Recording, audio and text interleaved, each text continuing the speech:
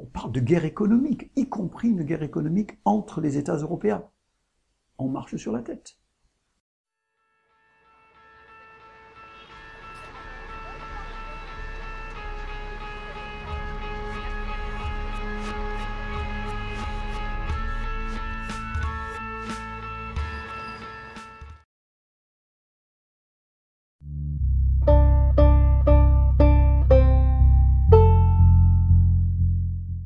C'est un collectif en fait d'économistes qui a été atterré par les réactions du monde occidental face à la crise qui s'est déclenchée aux États-Unis en 2007 et où, somme toute, on a choisi surtout en Europe d'ailleurs, de mettre en place des cures d'austérité pour essayer de juguler la crise, alors qu'au contraire, il aurait fallu globalement soutenir l'activité économique. Donc c'est en ce sens-là que nous étions atterrés, parce que c'était l'inverse de ce que l'histoire nous apprenait, crise de 29, et de ce que la théorie nous apprend, avec en particulier Keynes.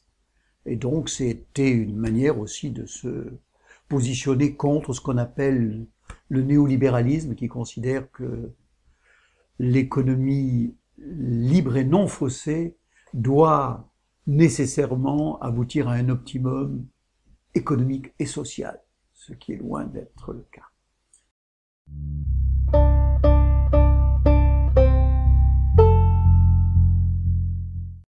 L'ordolibéralisme, a priori, ça peut paraître surprenant, ordo d'un côté, ordre versus libéralisme. Alors l'ordolibéralisme est né dans l'entre-deux-guerres en Allemagne, et l'idée est la suivante, c'est que contrairement au libéralisme anglo-saxon qui considère que l'économie de marché libre et non faussée, en quelque sorte, tombe du ciel, elle est naturellement là pour rendre l'économie la plus efficace possible, les ordolibéraux ont pensé que, certes, l'économie de marché était la meilleure possible, mais qu'il fallait en quelque sorte l'imposer et que l'État devait veiller à ce que l'ordre de cette économie-là soit respecté. Et en fait, ça entraîne 3 contraintes pour que cet ordre soit respecté. Le premier, c'est bien sûr qu'il y ait une cour de justice qui veille à ce que les structures de concurrence libre et non faussée soient respectées. Mais aussi, et c'est une spécificité de l'ordolibéralisme, il faut veiller à la stabilité des prix de manière radicale, c'est-à-dire éviter l'inflation. Vous vous souvenez que l'Allemagne, n'est-ce pas, avait subi un choc inflationniste énorme après la Première Guerre mondiale. Donc, l'inflation doit être absolument maîtrisée à travers la politique monétaire de la Banque centrale, et pour cela, la Banque centrale doit être indépendante.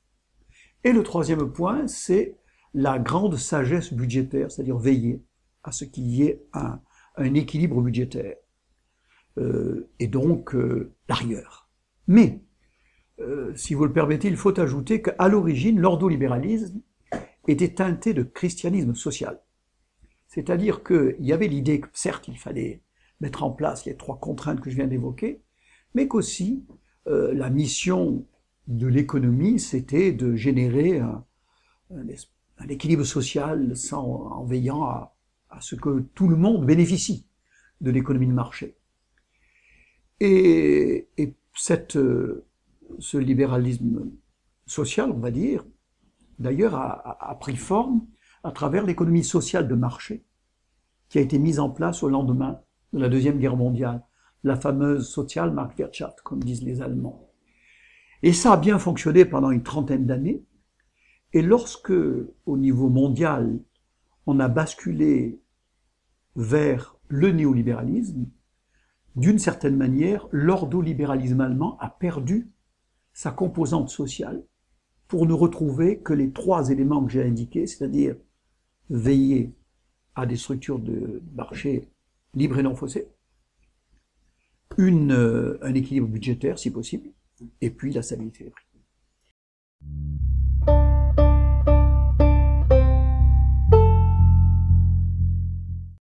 Si on fait la chronologie, qui ne va pas être long, mais si je devais l'être, La première fois que l'Europe s'est présentée comme telle, c'était une forme d'interventionnisme, avec la CECA, avec la Communauté européenne du charbon et de l'acier, en 1951, c'était une politique industrielle. C'était un contrôle des prix. Puis en 58, lorsqu'on a mis en place la communauté économique, on a quand même encore eu l'idée que le marché et le social pouvaient être plus ou moins en harmonie. Et puis si je passe un peu rapidement, quand on arrive au marché unique, qui est mis en place au début des années 90, là, on est en résonance avec le néolibéralisme qui se répand à travers notamment les doctrines supportées, au sens de soutenues par Mrs. Thatcher et M. Reagan aux États-Unis. Donc, c'est à partir de l'acte unique que l'Europe commence à délibérément se tourner vers plus de libéralisme. Et la dernière couche va être mise, ou je devrais dire l'avant-dernière couche, va être mise avec la mise en place de la monnaie unique, avec le traité de Maastricht, qui prévoit que lorsqu'on mettra la monnaie unique en place en 1999, on sera bien dans la logique de l'ordolibéralisme, stabilité des prix, rigueur budgétaire, économie de marché.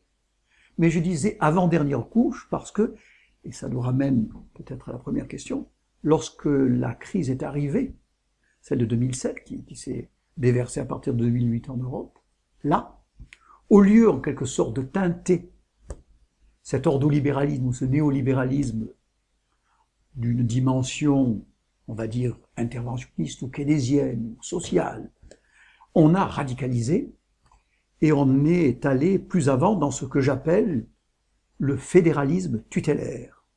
C'est-à-dire que c'est l'Europe, les chefs d'État et de gouvernement. L'Europe, ne l'oublions pas, c'est pas la Commission. Sur l'Europe, c'est surtout le Conseil européen, les chefs d'État et de gouvernement qui ont décidé de radicaliser cette vision du fonctionnement de l'économie et qui ont demandé à la Commission de mettre en musique ce qu'ils ont décidé.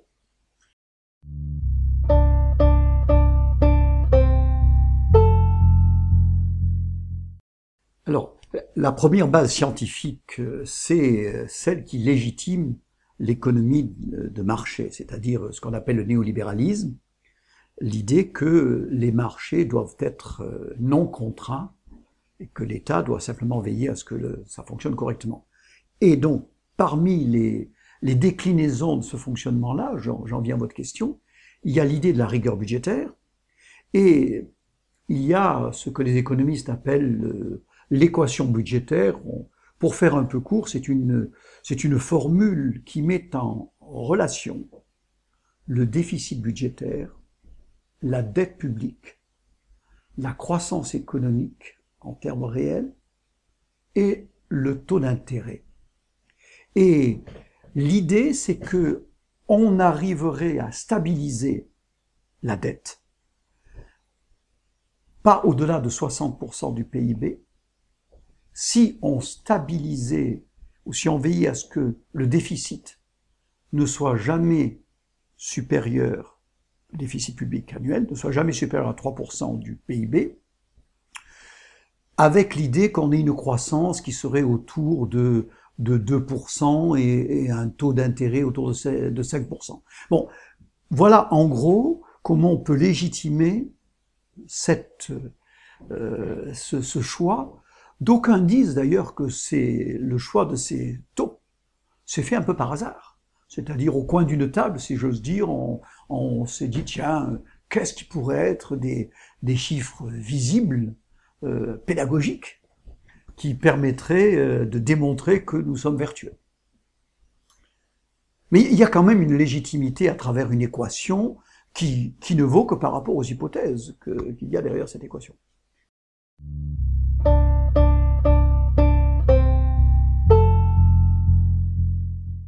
Oui, ça c'est une question assez compliquée.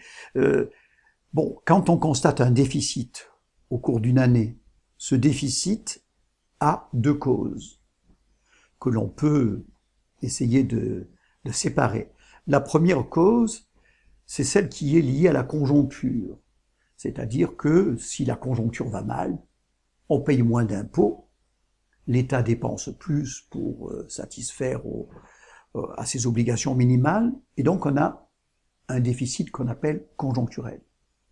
Et puis, il y a un déficit qui ne serait pas lié à la conjoncture, mais qui serait lié aux tendances de fond de l'économie, c'est-à-dire, pour simplifier, si on était sur un sentier de croissance normal, le déficit serait nul.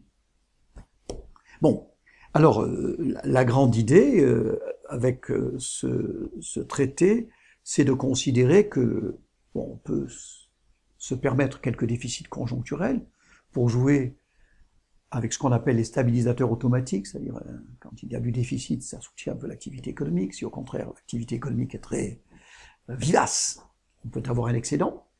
Donc ça, mis à part, il faudrait qu'il y ait pratiquement pas de déficit structurel. Toute la question, c'est de savoir comment on le calcule, ce déficit structurel. Et selon les mesures, eh bien, ce déficit structurel peut être nul, positif ou négatif. Donc, on est dans un flou artistique qui est lié à la difficulté de définir précisément ce que c'est que le déficit structurel.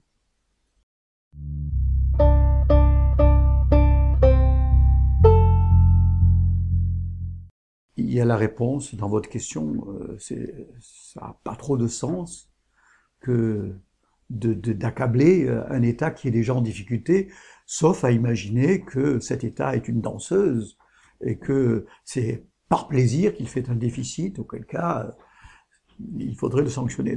Mais dès l'origine, avec le pacte de stabilité et de croissance qui avait été mis en place, en même temps qu'a été créée la zone euro, oui, on était là dans une situation un peu farfelue, où au fond, un État en difficulté, bon, on l'enfonce encore un peu plus parce qu'il n'a pas respecté les règles. Et on revient bien à cette idée d'un fédéralisme tutélaire et surtout, on va vers un thème qu'on n'a pas encore abordé, c'est que à partir du moment où on a une monnaie unique et des politiques budgétaires différentes, il faut faire quelque chose.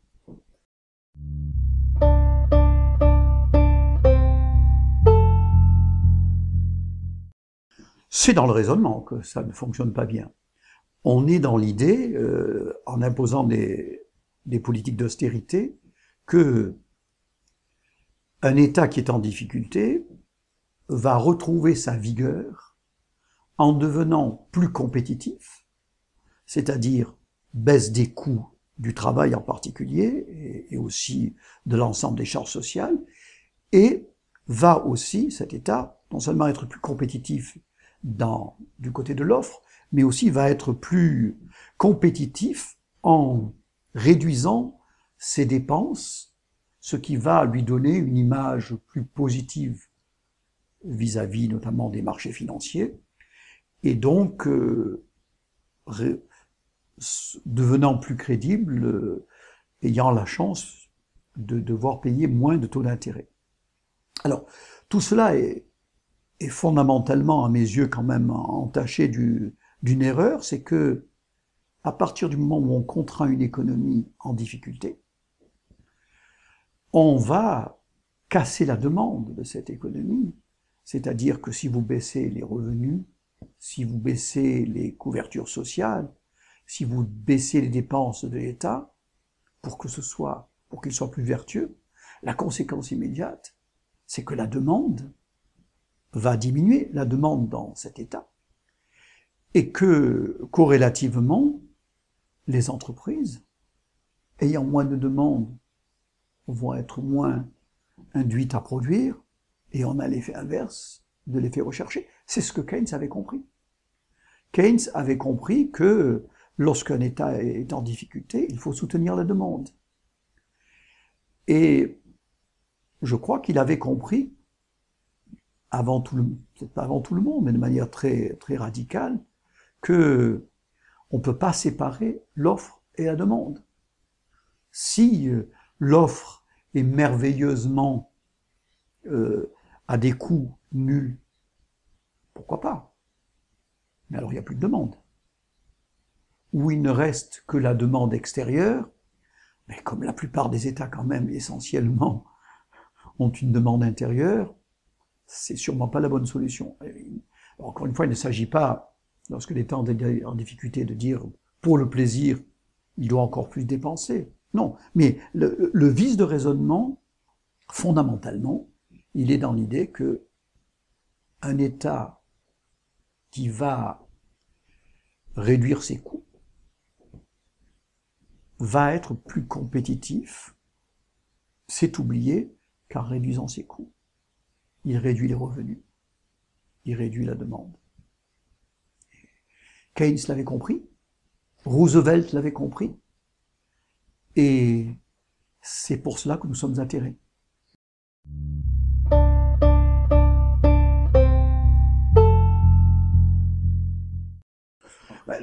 La Commission européenne, elle n'est que le bras armé du Conseil européen. Le Conseil européen, il faut l'avoir bien en tête en Europe. Le Conseil européen, c'est-à-dire les chefs d'État et de gouvernement, c'est eux qui définissent la stratégie de l'Europe. Après, lorsque cette stratégie, ces grandes lignes sont mises en avant, alors la Commission, conformément au traité, met en musique cette stratégie, c'est-à-dire propose des règlements, des lois européennes, lesquelles lois vont être votées généralement par codécision entre les ministres, le Conseil des ministres et le gouvernement. Dans le Conseil des ministres de tous les États, on retrouve donc les États. Et puis le Parlement européen, bon, à part quelques remises en cause, généralement suit. Donc, la Commission ne fait que mettre en musique, je le répète, ce que demande le Conseil européen, et ensuite veille à ce que ce soit appliqué. Donc quand la Commission prend des décisions et qu'on dit, mon Dieu, elle est en train de vouloir mettre à genoux l'Europe, c'est pas la Commission, c'est les Européens qui ont décidé. Et je suis très précis, au mois de mars 2011, le Conseil européen s'est réuni donc vraiment au milieu de la crise. Le Conseil européen s'est réuni et a pris tout un ensemble de décisions, à arrêter une stratégie. Et si on regarde mars 2011, si on regarde tout ce qu'a dit le Conseil européen, vous retrouvez exactement le paquet de 6, le paquet de 2, le mécanisme européen de stabilité, le traité sur la stabilité, la coordination et la gouvernance. Tout est là. Après, ça a été mis en musique. Était là aussi d'ailleurs oui, potentiellement la loi bancaire, c'est-à-dire une harmonisation du contrôle des banques un peu plus précis par la Banque centrale européenne, mais rien de révolutionnaire. On n'a pas changé les structures bancaires. Donc, la Commission, non pas que je la défende, mais il ne faut pas la voir comme celle qui décide de tout. Et donc, quand vous disiez, le FMI dit nous n'avons pas été efficaces, le FMI qui faisait partie de la Troïka, n'est-ce pas, avec la BCE, la Commission et le FMI. Mais la BCE et la Commission continuent leur stratégie conformément à ce qui est demandé et par les traités et par les chefs d'État et de gouvernement.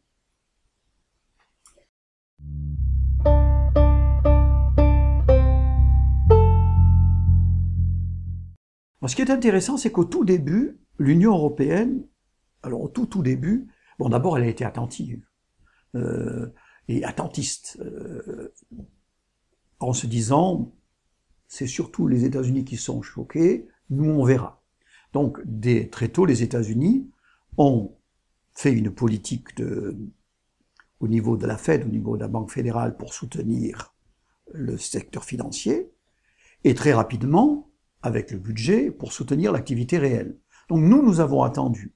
La BCE a été, oui, a même au début augmenté ses taux d'intérêt. Je me souviens un petit peu, pendant que les États-Unis les baissaient. Après, la BCE est devenue plus raisonnable, et au demeurant, peut-être on y reviendra, la BCE, dans le cadre du traité, a été finalement assez efficace, dans le cadre du traité. Et quant aux États, donc aux politiques budgétaires, aussi au départ, il y a eu quelques velléités d'un peu soutenir de manière coordonnée une relance budgétaire à minima. C'est-à-dire qu'au fond, les États ont dit chaque État peut un peu desserrer sa contrainte du pacte de stabilité et de croissance pour soutenir l'activité économique. Puis après, on a eu peur. C'est-à-dire que, naturellement, on est arrivé au haut de c'était 2011, fin 2010, 2011. On dit, mon Dieu, on s'endette, on est en train d'exploser, si vous permettez le vocabulaire, par rapport aux contraintes du pacte de stabilité et de croissance, on freine. Donc on a instauré la rigueur. Des États comme la Grèce ont dérapé pour des raisons spécifiques.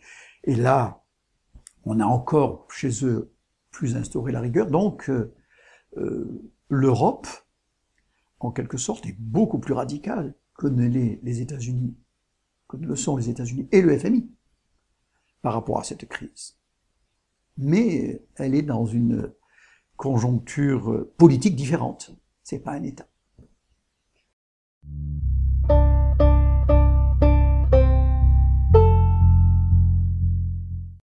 Le traité. Les traités sont très clairs. Il faut respecter l'indépendance et l'objectif de la BCE, fixé par les traités, c'est de maintenir la stabilité des prix. Et le traité dit, si la stabilité des prix est établie, alors la BCE peut éventuellement soutenir d'autres objectifs de l'Union.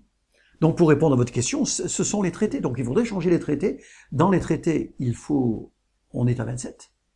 Et en particulier à l'Allemagne, qui, conformément à sa doctrine ordolibérale et à son expérience, n'a pas du tout envie de lâcher du lest.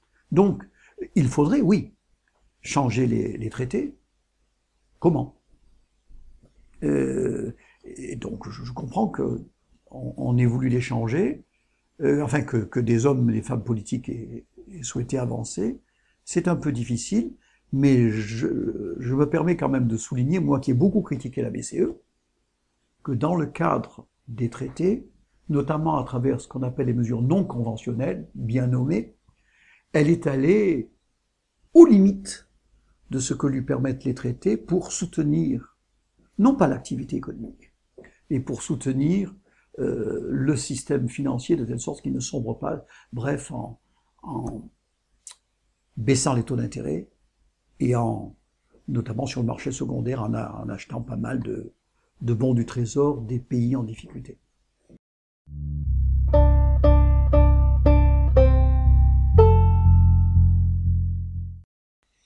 Il en faudrait actuellement. Il en faudrait. Alors là, peut-être deux remarques. Là, et ça, c'est une critique qu'on doit adresser non pas au traité, mais à la Banque Centrale Européenne. C'est que la Banque Centrale Européenne a décidé, dès qu'elle a été instituée, que la stabilité des prix, c'était autour de 2%.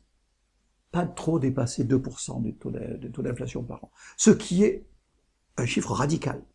Donc, déjà, la BCE aurait pu être moins radicale, et là, c'est pas le traité qui lui demande de fixer ce plafond. C'est elle qui l'a décidé.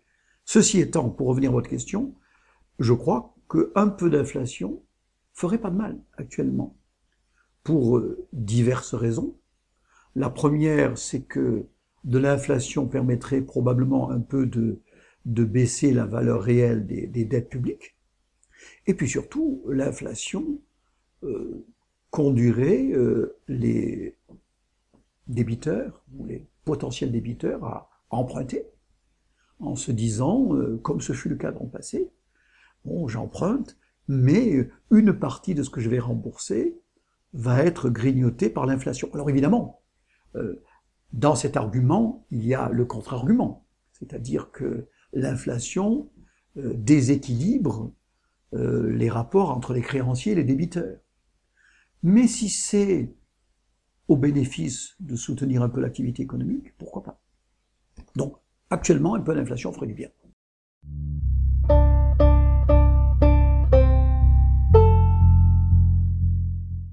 Tout à fait.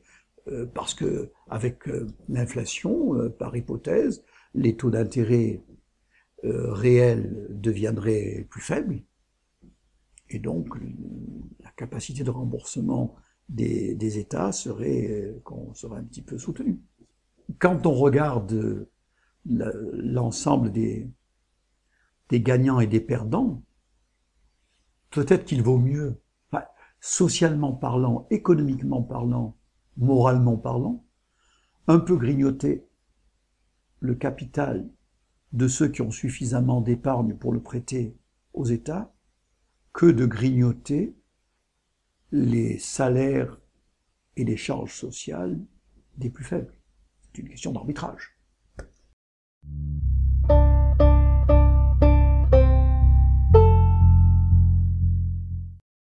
Alors, à votre question, deux niveaux de réponse. Le premier niveau, c'est que nous sommes dans une économie européenne qui est hétérogène, et que l'Allemagne n'a pas les mêmes besoins que la Grèce, la France ou d'autres pays en matière de compétitivité prix liée à la valeur de l'euro.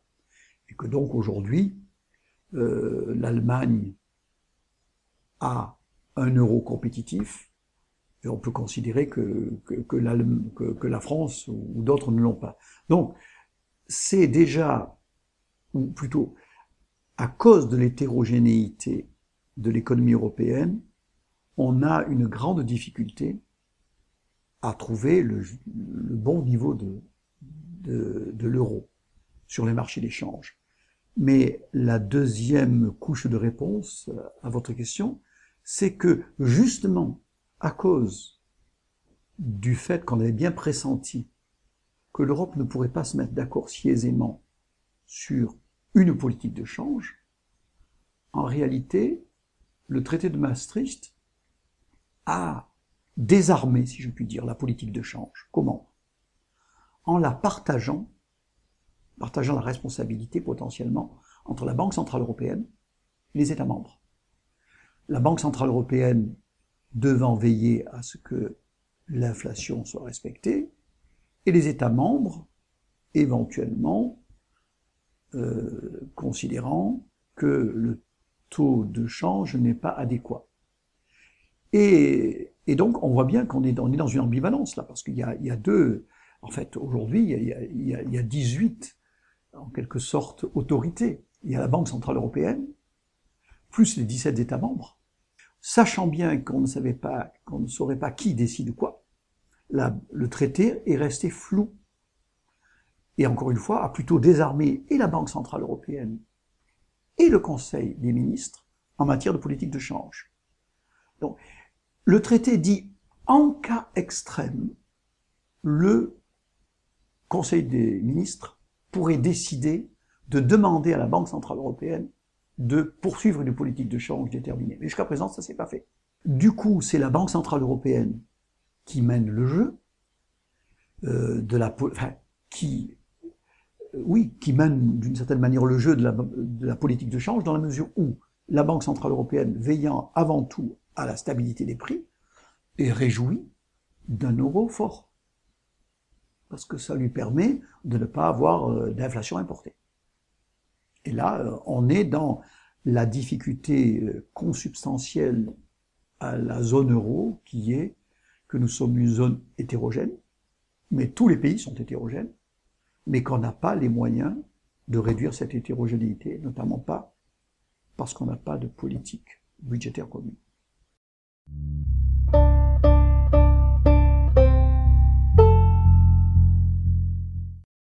Ce qu'on attendait de l'euro, c'est que ça soit en quelque sorte la cerise sur le gâteau du marché unique, que la libre circulation des biens, des services et des capitaux soit facilitée grâce à l'euro.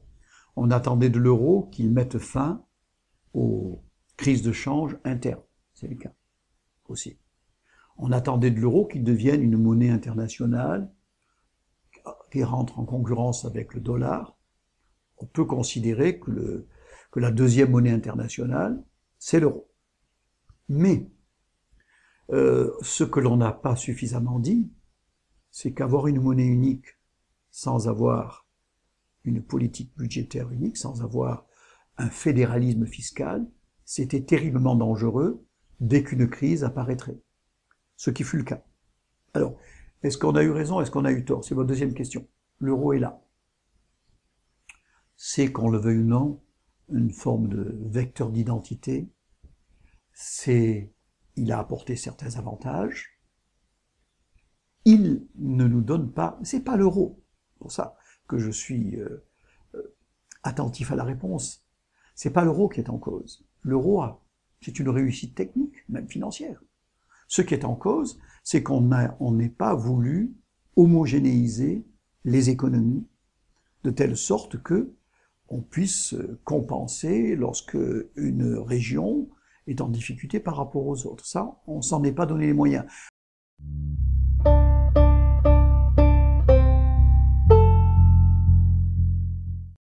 C'est vrai, mais c'était déjà le cas avant. C'est-à-dire que la financiarisation des économies européennes, elle a commencé avec la dérégulation financière mondiale. Et c'est vrai que que la libre circulation des capitaux en Europe a contribué à accélérer le mouvement. Mais quand on regarde l'histoire, la financiarisation de l'économie, elle a commencé dès le milieu des années 70, au fond, avec la fin du système monétaire international de Bretton Woods et avec la dérégulation qui a fait que les marchés financiers se sont de plus en plus ouverts et que les mécanismes de financement ont été de plus en plus sophistiqués. Alors évidemment, la présence de l'euro n'a pas réduit cette logique-là.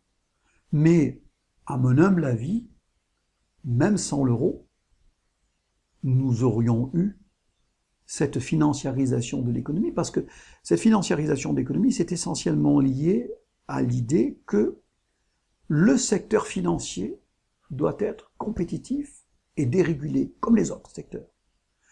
Et ceci aurait joué aussi bien, à mon avis, avec que sans l'euro, sauf que, sans l'euro, on aurait eu une couche supplémentaire d'instabilité, avec l'instabilité des taux de change au sein de la zone. Mais bon, ça peut être discuté. Ça a accéléré, probablement.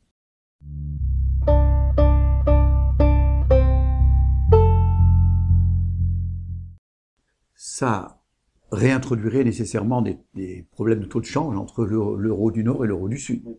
Donc il y aurait des guerres de change intestines, mais qui ne seraient pas à la bordure de l'Europe, mais entre l'Europe. Alors moi je suis pas trop favorable à cette solution parce que la réversibilité dans ce domaine n'est pas évidente. L'idée, c'est que en abandonnant l'euro, on retrouverait en quelque sorte la liberté des politiques de change. C'est vrai, mais il n'y a pas symétrie. On ne peut pas considérer qu'un État qui abandonnerait l'euro aujourd'hui serait dans la même situation qu'un État qui n'a pas l'euro aujourd'hui et qui donc peut plus ou moins librement gérer sa politique d'échange. Pourquoi? Il y a 3 niveaux de difficulté. Le premier niveau, il est technique, mais c'est pas le plus important, si je puis dire. C'est-à-dire de rebasculer des monnaies de l'euro vers des monnaies nationales avec toutes les complexités et les coûts que ça impliquerait. Il y a un niveau qui est un peu plus fondamental, c'est celui à la fois de la manière dont on libellerait les dettes actuellement libellées en euros pour ces États-là et pour les agents de ces États-là, parce que si elles restent libellées en euros, et après la dévaluation automatique de leur monnaie, ce serait une grande difficulté financière pour eux. C'est-à-dire qu'ils auraient des dettes qui seraient toujours libellées en euros, puisqu'ils les ont contractées en euros. Moi, je pense que tous ces dettes-là continueront d'être libellées en euros, même si on passe à la traque, et que du coup, ces dettes en valeur réelle seront très difficiles à rembourser. Un autre problème technique, c'est celui de savoir qu'est-ce qu'il adviendra de tous les contrats qui ont été passés en euros, même au niveau salarial, entre créanciers et débiteurs, entre tous les acteurs économiques de la Grèce, par exemple, en disant, bon, écoutez, moi, j'avais un salaire qui était libellé en euros, je pense qu'inéluctablement, il y aurait beaucoup de travail pour les juristes, et beaucoup de tensions internes. C'est le deuxième niveau. Hein. Le premier niveau étant que technique, le deuxième niveau, c'est celui du libellé des créances. Mais le troisième niveau me paraît le plus important. C'est un mariage, l'euro, d'une certaine manière.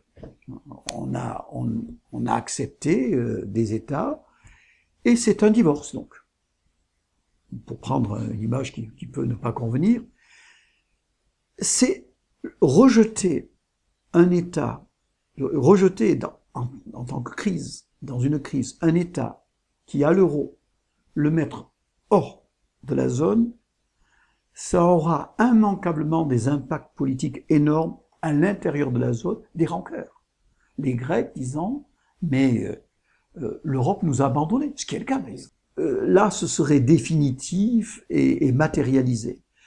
Un autre niveau de critique politique, c'est qu'aux yeux du monde, ça veut dire que la zone euro n'est même pas capable de gérer une crise pour un pays qui représente un petit pourcentage de son PIB global. Donc, politiquement, dès lors que l'on serait en crise et que l'on mettrait dehors les Grecs, je crois que ça aurait, à mes yeux, un coût non négligeable.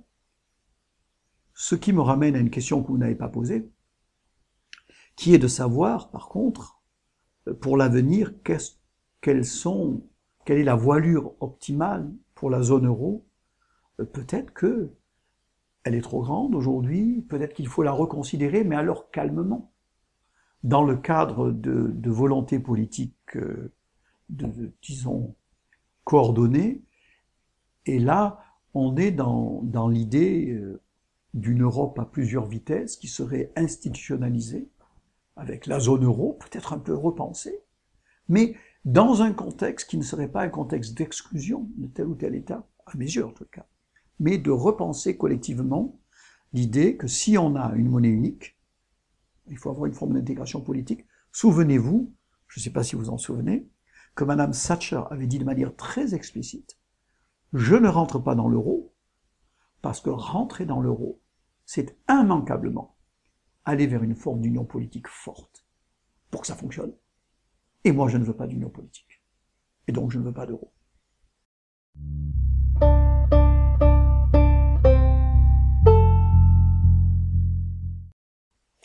Ça, c'est une vaste question. Une vaste question. Moi, j'ai des réponses un peu radicales, mais pourquoi pas. Je ne pense pas que nous puissions compter sur les chefs d'État et de gouvernement pour faire avancer les choses. Il y a un proverbe que je dis toujours, je vais répéter, c'est qu'on a rarement vu les dindes envoyer les invitations pour le repas de Noël. Et je ne crois pas que les chefs d'État et de gouvernement actuellement, dans leur configuration, soient prêts à véritablement transférer du pouvoir au niveau de l'Europe. Ils en parlent, il y a des beaux propos, mais je ne crois pas. Donc, je ne crois qu'à deux puissances, les citoyens et le Parlement européen. Je pense que, idéalement, il faudrait que les citoyens, au minimum de la zone euro, prennent conscience des avantages d'avoir une union politique sur laquelle on pourrait revenir, qui impliquerait donc une union économique et monétaire, et que ces citoyens-là, ça je l'avais dit il y a déjà une année avant même que Cohn-Bendit n'en parle, que ces citoyens-là fassent pression sur le Parlement européen pour qu'il s'érige en tant qu'assemblée constituante. Il représente 500 millions de personnes, il a une certaine légitimité. Et que, dans les années qui viennent, il propose une Europe à deux vitesses, une Europe intégrée. Et un deuxième cercle, et que les États, par référendum, pourquoi par référendum? Parce que si c'est les parlements, on revient à nos dindes, qui n'ont pas envie de transférer du pouvoir, donc il faudrait que par référendum, nous décidions ou non d'appartenir à une fédération plus forte. Et bon, alors ça paraît aujourd'hui un petit peu, disons, orthogonal à la mode et aux tonalités politiques, mais je crois que sans cela, l'Europe va continuer à être malmenée et ne pas pouvoir bien se gérer. L'Europe, je veux dire la zone euro.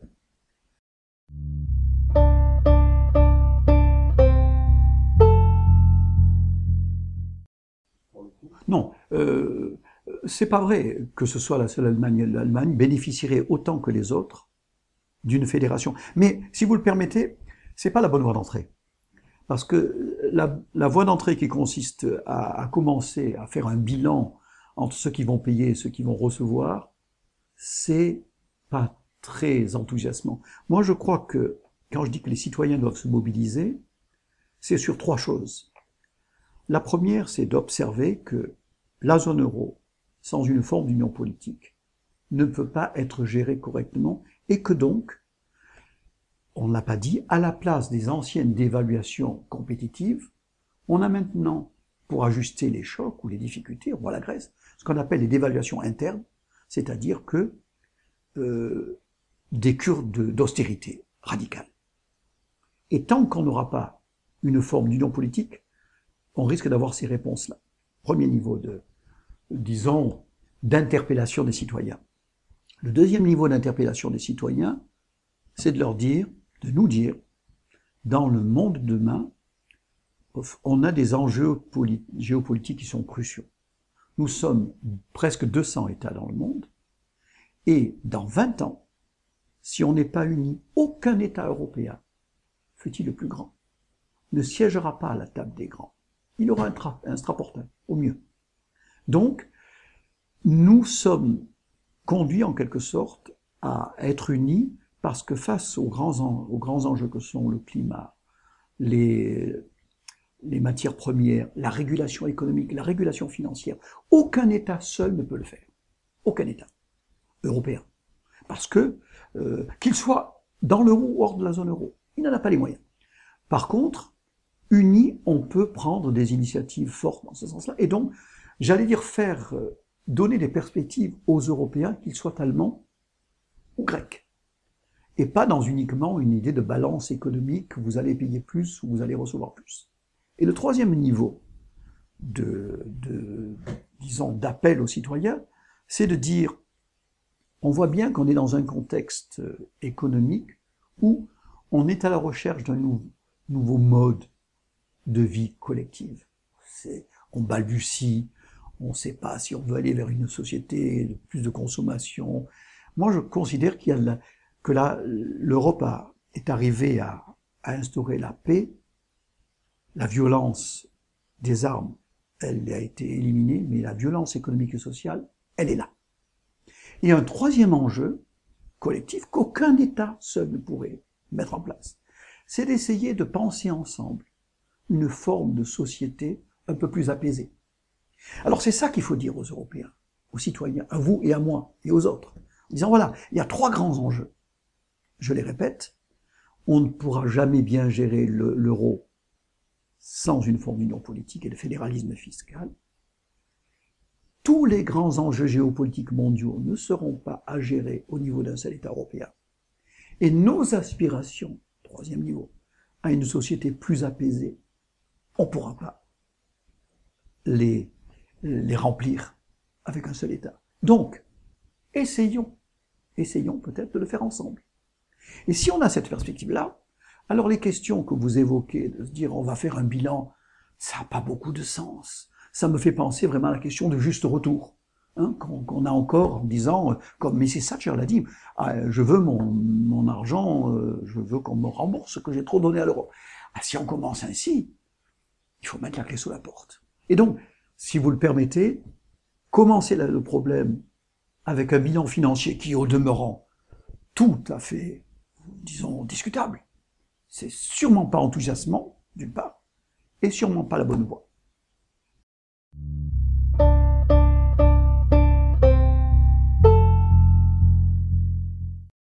C'est normal, dans cette logique-là, et c'est pour ça que ça fonctionne mal.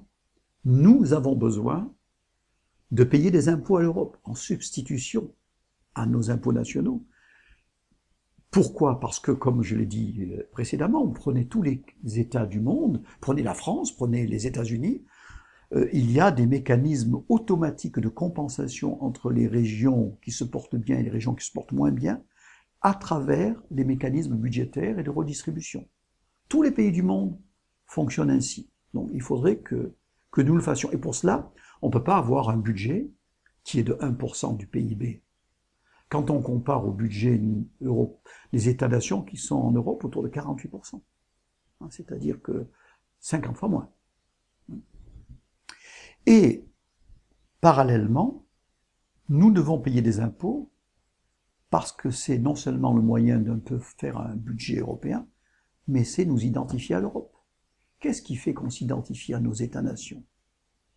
Bon, la culture, il y a la langue, oui, mais il y a aussi le fait qu'on sait qu'on paye des impôts et qu'en contrepartie, on a des services publics, des automobiles, des routes, des policiers, des juges et puis des professeurs. Et puis, on paye des charges sociales parce qu'en contrepartie, on a des assurances, maladies, etc. C'est ce qui nous fait Allemands, Français, Suisses, Américains. Alors, il ne s'agit pas de tout basculer au niveau européen. On doit être innovant.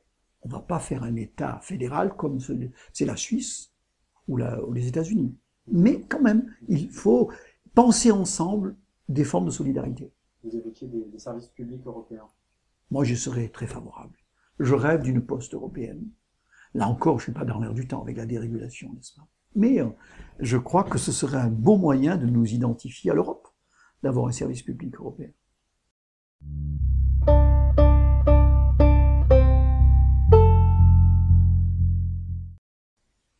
Oui, public, absolument. Qui se ferait en parallèle avec une vraie réforme bancaire qui consisterait à revenir sur la dérégulation et à recompartimenter, comme on dit, les secteurs, le secteur de la banque, entre banques de détail, banques en moyens qui font des investissements, et puis les banques qui sont dévolues à la spéculation, pourquoi pas. Mais on peut ne pas être d'accord, mais que ce secteur-là soit bien séparé, plus que ne le fait la loi bancaire française ou autre, des autres activités bancaires. On parle aussi d'un SMIC européen, éventuellement. Oui, alors là encore, on peut pas. L'idée, c'est là où on peut parler de modèle social européen. C'est pas que ce soit le même SMIC partout, mais c'est qu'on commence à instaurer cette idée-là. Ça veut dire quoi? Ça veut dire qu'on va rentrer dans une autre logique où, au lieu que les États européens soient vécus comme des concurrents, on parle de guerre économique, y compris une guerre économique entre les États européens. On marche sur la tête de parler de guerre économique au sein des États européens. Donc, instaurer un SMIC européen, pas le même pour tous, c'est commencer à considérer que la logique européenne, ce ne sera pas de mettre en compétition ou en concurrence les États entre eux.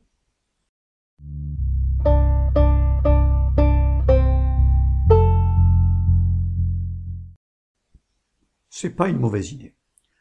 Moi, j'ai pas de religion définitive sur le traitement de la dette. Je serais pas contre une forme de restructuration de la dette. Oui, elle sera au moins en partie remboursée, ou peut-être même grignotée par l'inflation. On en parlait précédemment. Mais la dette, c'est un faux problème. Enfin, on le met en avant. Pourquoi? Parce que ça jette l'opprobre, d'une certaine manière, ou ça disqualifie un petit peu l'action de l'État. Si l'État s'endette, c'est qu'il gère mal ses finances et qu'il ne les gère pas en bon père de famille. Rien n'est plus néfaste que cette comparaison entre la gestion de bon père de famille et celle de l'État. À deux niveaux. Le premier niveau, c'est d'abord qu'un bon père de famille n'hésite pas à emprunter pour payer les études de ses enfants ou pour leur acheter un studio. Et qu'on dit que c'est un très bon père de famille. Et donc, Et donc déjà, un bon père de famille peut s'endetter pour l'avenir de sa famille et de ses enfants, comme un État peut le faire. Et c'est le deuxième niveau que je veux mettre en avant, c'est que un État peut s'endetter, et s'il le fait dans la perspective d'améliorer le lendemain, pourquoi pas? Pas pourquoi pas, c'est à encourager. Le deuxième, oui là j'étais peut-être pas assez pertinent dans ma, disons, dans la séparation des deux thèmes. Le deuxième niveau, c'est le niveau de la dette justement, où on nous fait peur. Les États-Unis ont un taux de dette qui est plus élevé qu'en Europe en moyenne, le Japon aussi.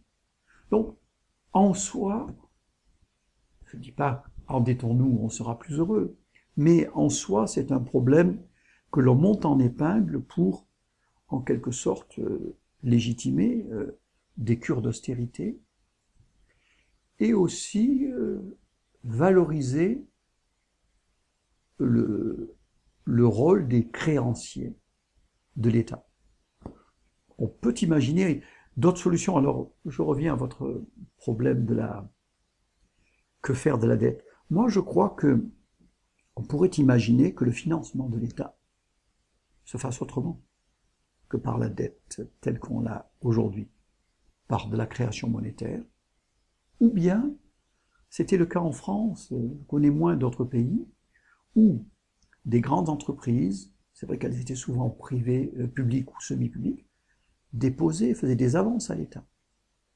Et que donc, on a d'autres manières de financer le public, peut-être que par l'appel à l'épargne et au contrôle, du coup, des agences de notation sur les actions des États.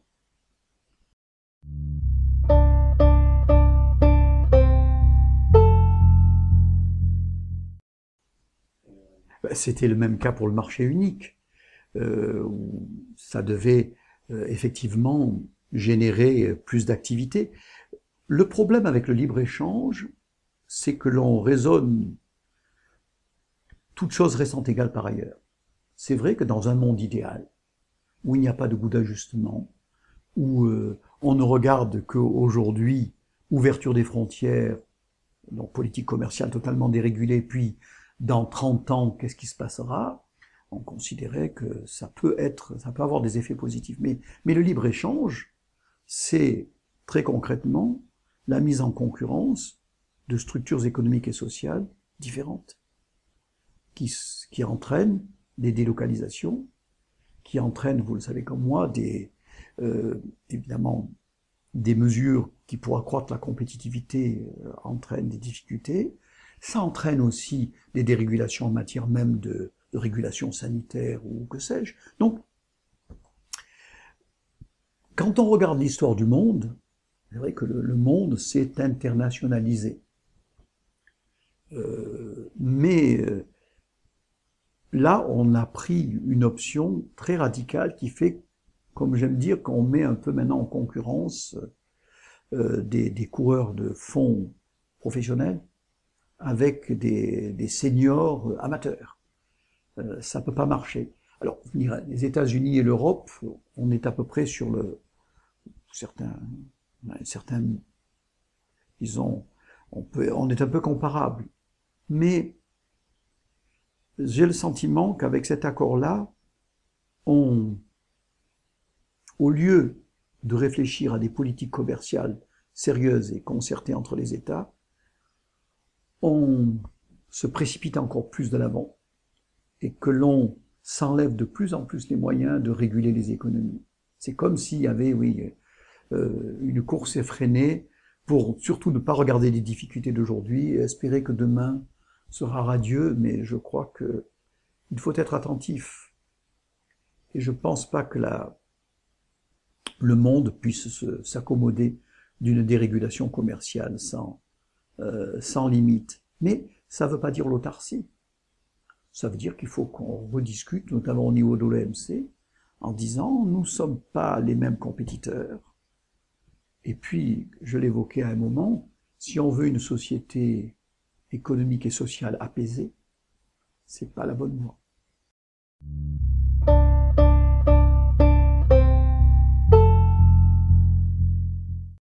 Oui, le remettre en cause, mais pas de manière unilatérale.